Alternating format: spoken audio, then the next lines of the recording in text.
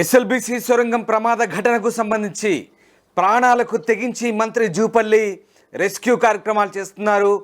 మరి ముఖ్యంగా 13 కిలోమీటర్ల 800 మీటర్ల వరకు ఆయన లోపలికి వెళ్ళగలిగారు. చాలా రిస్క్ చేసి ఆయన ప్రాణాలను ఫనంగా పెట్టి ఆయన లోపలికి వెళ్ళి సహాయక చర్యల్లో పాల్గొంటున్నట్టుగా తెలుస్తుంది. కన్వేయర్ బెల్ట్పై 7 కిలోమీటర్లు నడిచినట్టుగా తెలుస్తుంది మంత్రి జూపల్లి కృష్ణారావు. 2 రోజులుగా పూర్తిస్థాయి సహాయక చర్యల్లో నిమగ్నమయ్యారు. ఎప్పటికప్పుడు అక్కడి పరిస్థితిని సమీక్షిస్తూ ముఖ్యమంత్రికి వివరాలు అందిస్తున్నట్టుగా తెలుస్తుంది. మొత్తం మీద ఎస్ఎల్బీసీ సొరంగ ప్రమాద ఘటనకు సంబంధించి మంత్రి జూపల్లి చాలా చొరవ తీసుకొని అక్కడి సహాయక చర్యల్లో ముమ్మరంగా పాల్గొంటున్న తీరు అందరినీ ఆశ్చర్యపరుస్తుంది. ఇక 2 రోజులుగా దగ్గరుండి ఆయన ఈ పనులను పర్యవేక్షిస్తున్నారు. టన్నెల్లో ఆయన దాదాపు 14 కిలోమీటర్ దగ్గర వరకు కూడా, అంటే 200 మీటర్ల ఇంకా 200 మీటర్లు మిగిలి ఉంది అనే వరకు కూడా ఆయన ప్రయాణించినట్టుగా తెలుస్తోంది. కన్వేయర్ బెల్ట్పై కూడా ఆయన 7 కిలోమీటర్లు కాలినడకన వెళ్ళి అక్కడి పరిస్థితిని సమీక్షిస్తున్నారంటే పూర్తి స్థాయిలో ఈ రకమైనటువంటి సహాయక చర్యలో మంత్రి నిమగ్నమయ్యారు. ఒకసారి మనం అర్థం చేసుకోవచ్చు. కార్మికుల్ని రక్షించేందుకు అన్ని ప్రయత్నాలు చేయాలంటూ ఆయన అధికారులను ఆదేశించారు. ఒకసారి మనం స్క్రీన్పై చూస్తున్నాం.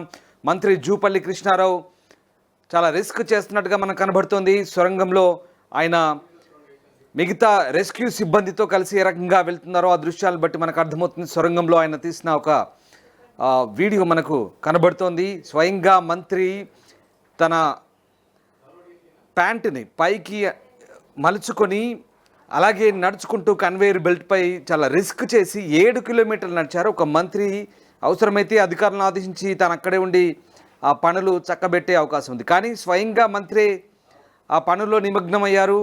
గత 2 రోజులుగా ఇప్పటికే కార్మికులు 48 గంటలు దాటింది. లోపల ఎలాంటి పరిస్థితుల్లో ఉన్నారో ఇంకా పూర్తి సమాచారం అయితే లేదు. సో వారికి సంబంధించి వారి ఆచూకీ కనుగొనేందుకు మంత్రి స్వయంగా రంగంలోకి దిగి ఆ సహాయక చర్యల్లో పాల్గొంటున్న దృశ్యాలు ఇప్పుడు అందరినీ ఆశ్చర్యపరుస్తున్నాయి. ఆ దృశ్యాలను మనం స్క్రీన్పై చూస్తున్నాం. మంత్రి జూపల్లి కృష్ణారావు స్వయంగా ఆ సహాయక చర్యల్లో పాల్గొంటున్న దృశ్యాలు ప్రస్తుతం మనం స్క్రీన్పై చూస్తున్నాం. మా కొలీగ్ విజయ్ జాయిన్ అవుతున్నారు. Thanks for joining Vijay. మంత్రి జూపల్లి కృష్ణారావు చాలా రిస్క్ చేస్తున్నట్టుగా తెలుస్తోంది. దాదాపుగా ఆయన కన్వేయర్ బెల్ట్పై 7 కిలోమీటర్లు నడవడం, అలాగే సొరంగ ప్రమాద ఘటన దగ్గర దాకా వెళ్ళినట్టుగా అర్థమవుతుంది. ఆ దృశ్యాలు చూస్తే మంత్రి ఎంత రిస్క్ చేస్తున్నారో మనకు కనబడుతుంది. సాధారణంగా మంత్రి అనుకుంటే అధికారులను పురమాయించవచ్చు, కానీ ఆయనే స్వయంగా రంగంలోకి దిగారు. సో జూపల్లి కృష్ణారావు ఎలాంటి సహాయక చర్యల్లో నిమగ్నమయ్యారు?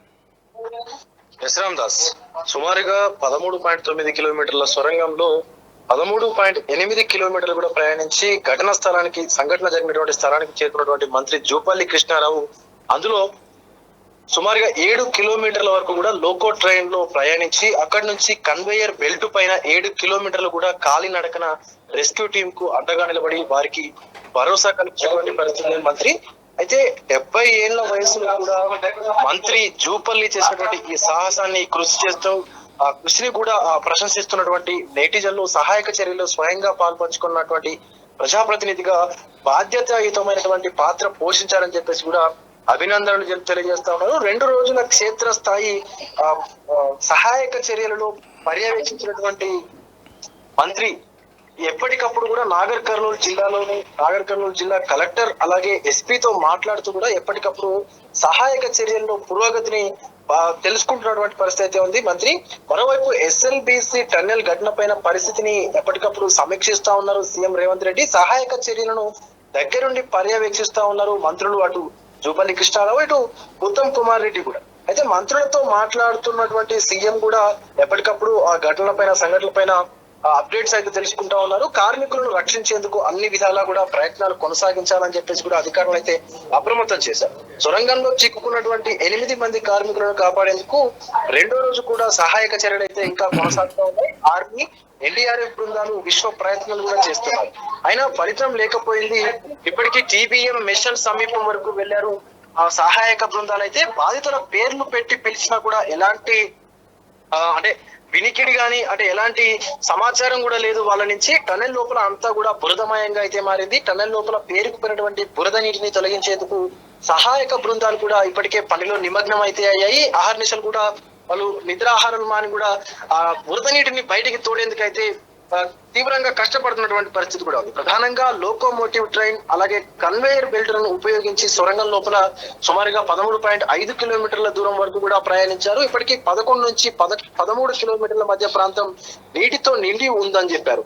అయితే ప్రస్తుతం నీటిని తొలగించేటువంటి ప్రక్రియ చేపట్టినటువంటి అధికారులు అది పూర్తయిన తర్వాత రెస్క్యూ కార్యకలాపాలను కూడా ప్రారంభిస్తామని చెప్పారు. అడ్డంగా ఉన్నటువంటి ఇనుప కడ్డీలను తొలగిస్తే ఈ యొక్క ఘటన జరిగినటువంటి ప్రాంతానికి సహాయక బృందాలు వెళ్ళడానికి వీలవుతుందని కూడా చెప్తా ఉన్నారు.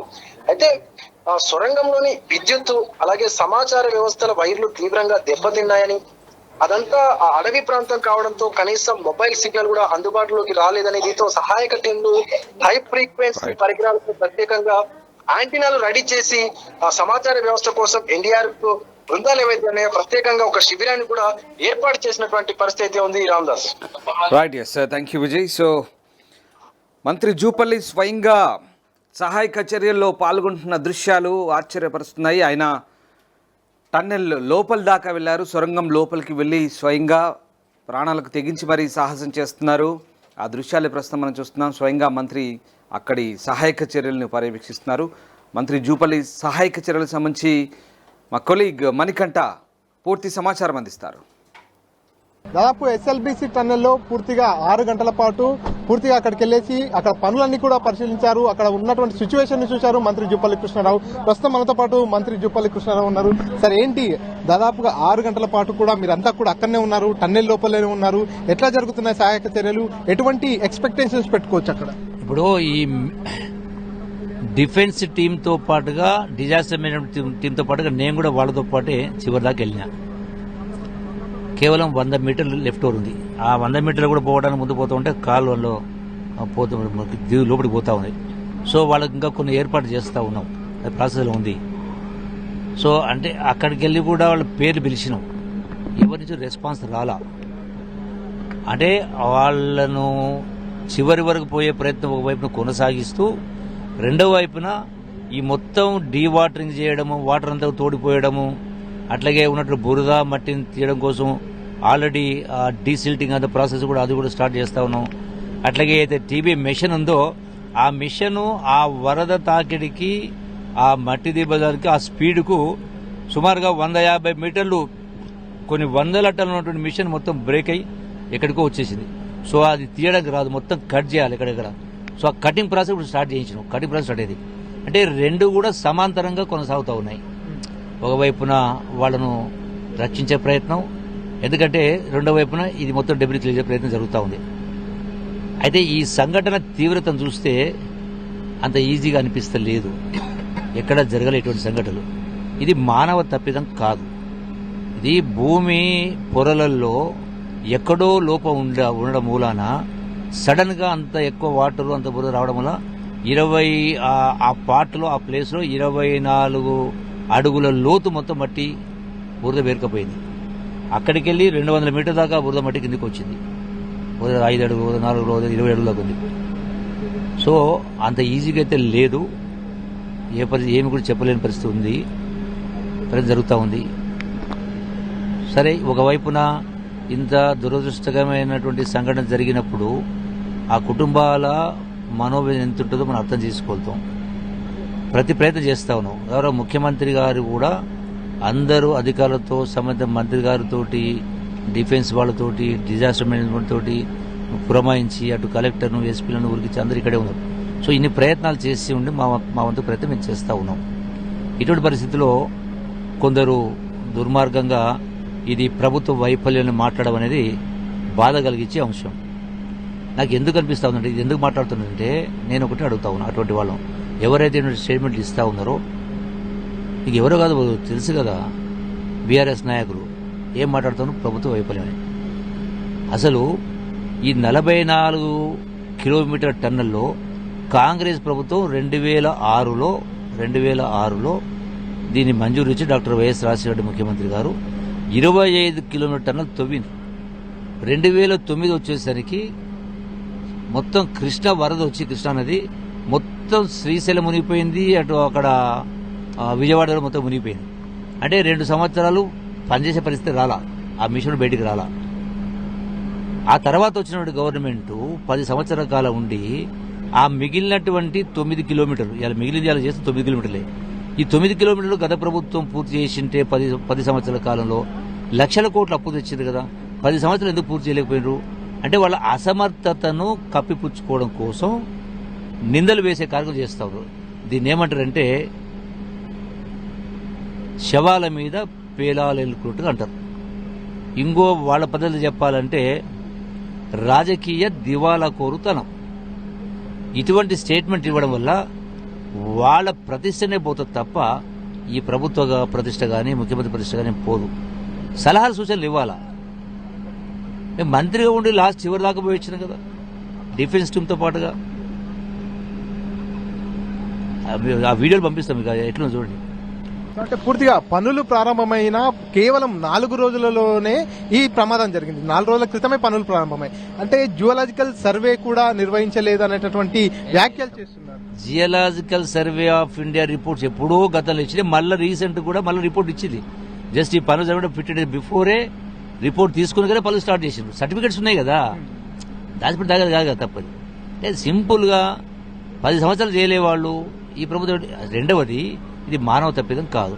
సపోజ్ అంటే గతంలో ఐ థింక్ ఇప్పుడు 2000 అటు ఉత్తరాఖండ్లో కొండ చెరువులపై ఎంతమంది కొన్ని వందల మంది చనిపోయినారు. ఎవరైనా ఊహించిండ్రా?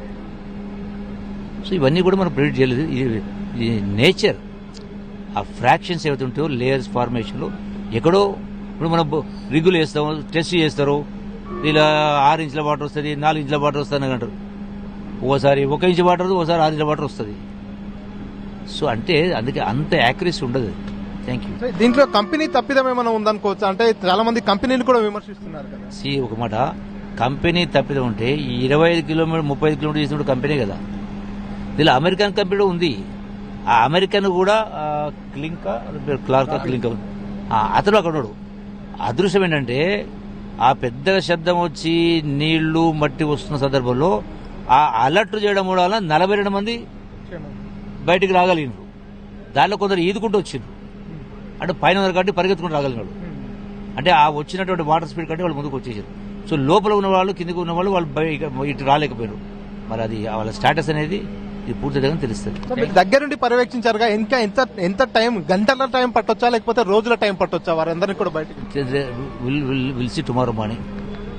రేపు ఉదయం చెప్తారు, ఏమైతే తెలుస్తుంది. వాళ్ళు చూసిన తర్వాత బ్యాలెన్స్ చెప్తారు. Thank you. సో ఇది పూర్తిగా ఇక్కడ ఏదైతే మంత్రి జూపల్లి కృష్ణారావు పూర్తిగా ఈ సహాయక చర్యల్లో దాదాపుగా 6 గంటల పాటు కూడా దగ్గరుండి పరిశీలించినటువంటి నేపథ్యంలో అక్కడంతా కూడా పెద్ద ఎత్తున వాటర్ కావచ్చు, అదేవిధంగా మట్టి అంతా కూడా వచ్చినటువంటి నేపథ్యంలోనే ప్రమాదం జరిగింది. ఈ ప్రమాదాన్ని పూర్తిగా కాంగ్రెస్ ప్రభుత్వ వైఫల్యం అంటూ కూడా ప్రతిపక్షాలు మాట్లాడడం ఏమాత్రం కరెక్ట్ కాదు. దీనిపై సలహాలు సూచనలు ఇవ్వాలి, కానీ ఇటువంటి సమయంలో రాజకీయాలు చేయడం ఎంతకు కూడా తగదంటూ కూడా మంత్రి జూపల్లి కృష్ణారావు చెప్పుకొస్తున్నటువంటి పరిస్థితి. ప్రపంచంలో ఏ మూల ఏ క్షణం ఏం జరుగుతుందో వేగంగా తెలుసుకోవడానికి తొలి వెలుగు వాట్సాప్ ఛానల్ని ఫాలో చేయండి.